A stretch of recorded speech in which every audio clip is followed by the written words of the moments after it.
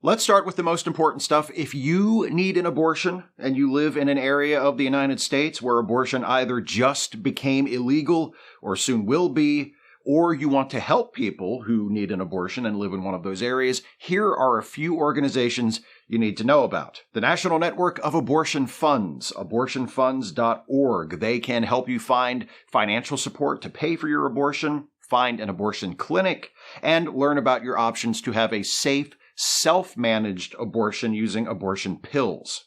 The Women's Reproductive Rights Assistance Project, WRRAP.org, the largest independent nationwide abortion fund in the United States. They provide funds to abortion providers directly on behalf of patients who can't afford to pay for their own abortions, and these are not loans. They don't require repayment. Aid Access, aidaccess.org, an organization started by Dr. Rebecca Gompertz, a physician and abortion rights activist in the Netherlands, which helps people get access to abortion pills and provides information on how to safely use them. NARAL, ProChoiceAmerica.org, a nationwide organization 2.5 million members strong that advocates for abortion access, lobbies politicians to enact pro-abortion policies, supports pro-abortion candidates, and provides education on the benefits of abortion and abortion access and the dangers of restricting that access. And finally, Planned Parenthood, PlannedParenthood.org, the nationwide network of healthcare centers that provides a variety of services related to reproductive health, including abortion, but also birth control, treatment for sexually transmitted diseases, and cancer screenings. Links to all of those organizations are in the description of this video. If you need their help or if you want to help them by making a donation to support their operations, please make use of those links. Now then, even with the resources I just listed and others I didn't mention, which are working along the same lines, the outlook for the near future as far as reproductive rights in the United States is pretty grim. Even though abortion will probably remain legal in approximately half of the country, many people in states where it's illegal won't be able to make their way to states where it is legal. Organizations like the ones I just listed won't be able to help everyone in need. Additionally, in many of the states where abortion has been or is about to be banned, the laws include provisions making it illegal to seek abortions out of state as well.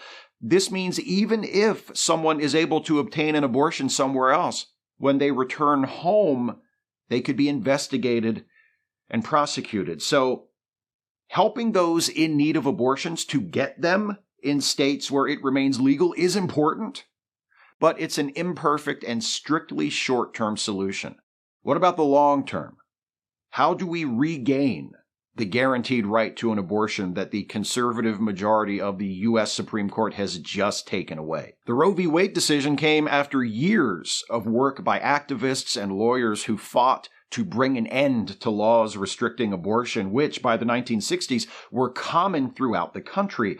But while Roe established abortion as a constitutional right at the federal level, abortion had already been made legal in a handful of states by the time the decision was handed down in 1973. This was accomplished by a combination of court decisions and legislation passed at the state level that repealed anti-abortion statutes. So while it is frustrating and discouraging and infuriating to be sent back to the starting line on this issue, it seems to me that what we need to do now is what activists for reproductive rights did then. State laws banning abortion need to be challenged in the courts, and pro-choice candidates for state government need to be elected so that those laws can be repealed legislatively. Additionally, at the federal level, legislation needs to be passed codifying the right to have an abortion nationwide. All of that will be difficult enough, but even if we accomplish those goals, we can't count on those accomplishments to endure while the U.S. Supreme Court retains its current composition. Any legal challenges to state abortion laws that reach this Supreme Court will almost certainly be rejected. By the same token, it's conceivable that any state laws explicitly establishing the right to an abortion, or even a federal law that does so, could be challenged and struck down by the court, which seems ideologically committed not only to rescinding abortion rights, but to rolling back numerous other rights gained through court decisions in the last few decades. In order to ensure any state or federal laws explicitly establishing the right to an abortion aren't immediately invalidated by the Supreme Court, we need to change the court, which currently has a 6-3 conservative majority. There are a few ways we could do this. Congress could expand the court, adding seats for new justices who would be appointed by President Biden, who supports abortion rights and would presumably nominate judges with the same view. There's nothing in the U.S. Constitution that requires the Supreme Court to have 9 justices. It's been expanded and contracted a few times in the past. All it takes is an act of Congress. We could keep the current number of seats, but get rid of some of the conservative justices. Like presidents, Supreme Court justices can be impeached by Congress for just cause. 2 of the 3 justices appointed by Donald Trump, Neil Gorsuch and Brett Kavanaugh, called Roe settled precedent during their confirmation hearings. The other Trump-appointed justice, Amy Coney Barrett, and the rest of the conservative majority gave more slippery answers when asked about Roe during their confirmations. Since Gorsuch and Kavanaugh affirmed Roe as settled precedent, only to vote to overturn it the first chance they got, one could argue that they willfully misled the Senate. Lying under oath to Congress in order to get your job sure sounds like an impeachable offense to me. Once impeached and removed from the bench, Gorsuch and Kavanaugh would then be replaced by judges nominated by President Biden, and once they were confirmed, that would leave the court with a 5-4 majority of Democrat-appointed justices. We could also just wait for the conservatives on the court to retire or die and hope the president who nominates their replacements is a Democrat. This is the least effective method, but also the method that requires the least amount of work and or courage on the part of our elected leaders, so it's probably the one we're going to go with. But ideally, we do one of the first 2. Let's say, just for the sake of conversation, that we did want Congress to actually, do something about this other than wait a few decades and hope for the best.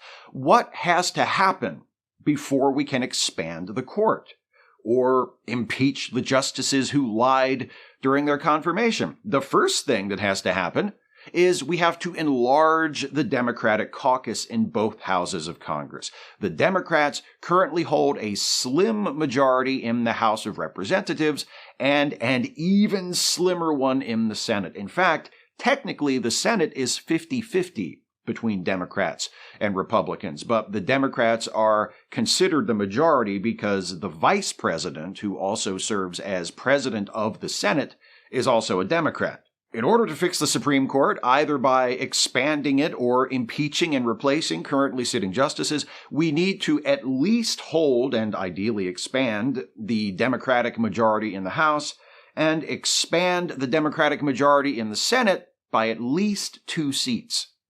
I say at least 2 seats because before any real progress can be made on this issue or pretty much anything else, the Senate Democrats will first have to get rid of the filibuster, which essentially allows the minority party to block any legislation that doesn't have the support of at least 60 senators. And even though the Democrats control the Senate and could end the filibuster with a simple majority vote, 2 Democrats, Senators Joe Manchin and Kyrsten Sinema, have so far refused to support ending the filibuster under any circumstances. So, we need at least 2 more Democratic senators. How do we get them? This is the part some of you aren't going to like. We have to vote for them, so they win the elections. I realize a lot of you are tired of hearing just vote, especially from Democratic politicians who you have been voting for and who were unable to prevent the overturning of Roe v. Wade from happening. And I'm certainly not saying just vote. There are lots of things we can and should be doing besides voting, like supporting organizations like the ones I mentioned at the beginning of this video, like protesting, like reaching out to abortion clinics in your area if there are any, and seeing if you can help them with anything they need. But while it's not the only thing, voting is one of the things we need to do to fix this. So if your state hasn't had its primary yet, and if you're a registered Democrat or your state holds open primaries, make sure to vote in that primary when it comes around and vote for the most progressive, pro-choice candidates on the ballot. Then, in the general election in November, vote for the Democratic nominees up and down the ballot, even if they aren't who you voted for in the primary. There's a lot of understandable frustration with the Democrats, and I get it and I share it. I released a video earlier this week where I urge Democratic politicians to be bolder, to fight harder. But we, the voters, have a part to play in this too. The politicians need to do a better job of fighting for us, following through on their promises, giving us reasons to vote for them. But we do need to actually vote for them. Vote for Democrats, elect more Democrats to office, and then hold them accountable. Demand that they use the power we've given them to protect our rights and stop the Republicans from destroying our democracy, which is the goal, make no mistake. And overturning Roe is only one step down that path. A lot of us are afraid of what's about to happen. A lot of us are angry about it. But we can't let our fear intimidate us into silence and inaction. We need to redirect our anger through productive channels, activism, protesting, speaking out, lobbying, and yes, voting. It took conservatives nearly 50 years to overturn Roe and take away the guaranteed right to an abortion. It's going to take us a little while to get it back, but we can get it back. It's not impossible. It's inevitable if we fight for it.